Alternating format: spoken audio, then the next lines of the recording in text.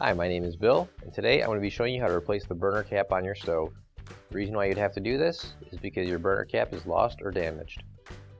Warning: before doing any repairs, please disconnect your power source. So this is the stove we're going to be using for this repair. It's a Whirlpool. Keep in mind, yours at home might be a little bit different than what we've got here, but the same techniques should still apply. The first thing you want to do is make sure you turn your gas off. So to replace the burner cap on this model is very easy. What we have to do first is just take the grate off, set it over here. Now this is our old burner cap. You can see it's kind of worn out and burned and all kinds of dirty.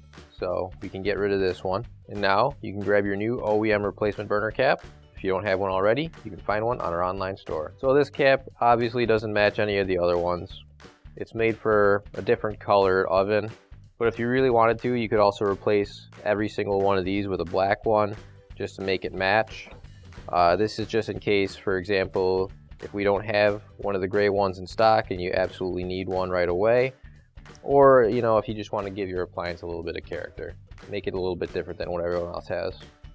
So now that we've got the burner cap on there, set the grate back on top and you're ready to cook again. And now we can turn our gas back on.